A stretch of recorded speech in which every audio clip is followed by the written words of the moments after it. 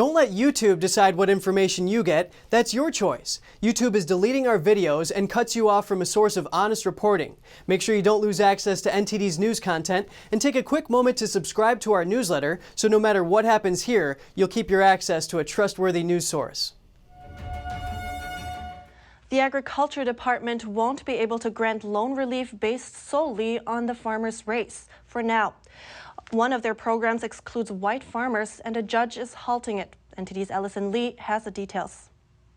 U.S. District Judge S. Thomas Anderson granted a preliminary injunction last week against a federal loan forgiveness program that excludes white farmers, essentially halting it.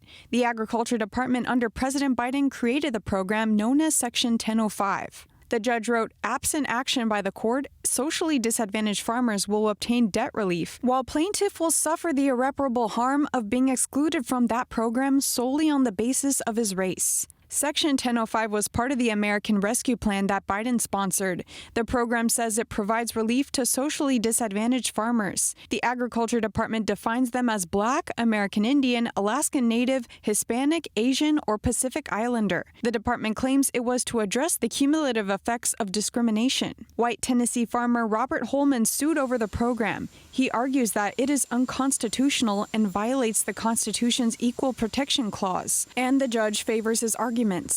He ruled that, however important the goal of eliminating the vestiges of prior race discrimination, and it is important, the government's efforts cannot withstand strict scrutiny. Therefore, plaintiff has shown a likeliness of success on the merits at trial. The Agriculture Department won't be able to grant any loan relief under the program for now, but the lawsuit is still ongoing. Allison Lee, NTD News.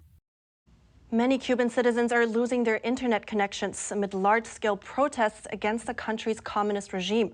Local authorities are reportedly shutting down internet service. Authoritarian regimes tend to cut off internet to stop anti-government protests from gaining more traction. Similar shutdowns struck earlier this year when pro-democracy protests broke out in Burma or Myanmar. Now, some suspect that China is behind Cuba's internet censorship. Florida Senator Marco Rubio wrote on Twitter that Cubans use a system that was made, sold, and installed by China to control and block access to the internet. What's more, the only company in Cuba that provides internet access has 3 primary tech providers, and all of them are Chinese. China leads the world in internet restriction tactics. It's developed a sophisticated system called the Great Firewall that blocks its citizens from visiting websites critical of the Chinese regime. The latest U.S. report on atrocities around the world is out. China and Burma are at the top of the State Department's high-risk list. NTD's Miguel Moreno has more on that. Congress made preventing atrocities like genocide, crimes against humanity, and war crimes a priority a few years ago. Secretary of State Antony Blinken underlined a difference in this year's prevention report. This year, for the first time, the report provides direct, detailed accounts of atrocities taking place in specific countries, including Burma, Ethiopia, China, and Syria. Burma or Myanmar and China were at the top of the high-risk list. The report says the U.S. is working with allies to stop the military regime from killing protesters and to have it give back power to the democratically elected government. Blinken also doubled down on their labeling the Chinese Communist Party's persecution of Uyghur Muslims a genocide and a crime against humanity. But this report is about atrocity prevention. Reporters question how change could come about in Xinjiang if the regime refuses to cooperate. We totally regret the refusal of the Chinese government, number one, to let people in to look at what's happening in that situation. We're maintaining, as you mentioned, pressure with our international partners on China, both to let people in and to change its behavior. And it cannot be just by the United States alone. It has to be with our partners around the world. The U.S. has punished Chinese companies, officials, and banned products linked to the human rights abuses in Xinjiang. Miguel Moreno, NTD News. Another monument is coming down in the city of Charlottesville, Virginia, after a weekend vote. The decision comes alongside other statue removals, featuring Southern Generals Robert E. Lee and Stonewall Jackson. Here are the details. Public parks in Charlottesville, Virginia are getting a change. Statues of 2 Southern generals, Robert Lee and Thomas Stonewall Jackson, were removed from pedestals there. The generals led the Confederate Army during the Civil War. That's just days after the city unanimously voted to remove a monument dedicated to 19th century explorers Meriwether Lewis, William Clark, and Sacagawea on Saturday. A move to remove the statues began in 2016. That prompted the Unite the Right Way rally in Charlottesville in summer 2017. Protesters defending the Lee statue clashed with counter-protesters, including anarchic communist group Antifa. In November 2019, the city council voted to remove the Lewis Clark Sacagawea statue. It was criticized for portraying Sacagawea, a Native American interpreter, as what some called cowering beneath her travel companions, while some defenders see her position on the statue not as a subservient crouch, but as an active woman tracking or gathering herbs.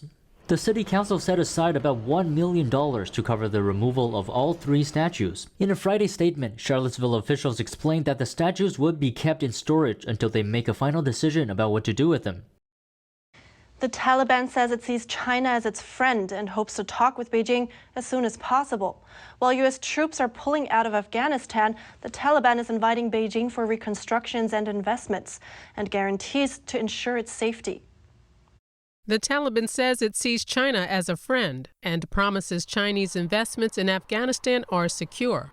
Media reports say the Taliban is now hoping for talks with Beijing. A Taliban spokesperson said they had been to China many times and have good relations with them, calling China a friendly country and welcoming it for reconstruction and developing Afghanistan. The United Nations has condemned the Taliban for supporting terrorism and providing weapons used to train terrorists.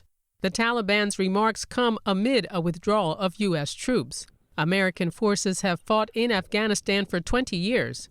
President Biden pledged to withdraw all U.S. troops by September 11th of this year. I've concluded that it's time to end America's longest war. It's time for American troops to come home. But China seems to have something to say about the plan. China's foreign ministry posted a related notice late last month. It urged Chinese citizens to leave Afghanistan as soon as possible due to what is called severe and complex security concerns. China already evacuated more than 200 of its nationals from Afghanistan by charter flight this week. But as the situation in Afghanistan changes, so has Beijing's rhetoric. For years, China has blamed the U.S. for what it considers interfering in internal affairs. But early this month, China's Foreign Minister Wang Yi started accusing the U.S. withdrawal from Afghanistan of being irresponsible. He says Americans are walking away from the region. Days later, in a press conference, China's Foreign Ministry spokesman reiterated the blame, saying the withdrawal amounts to hypocrisy.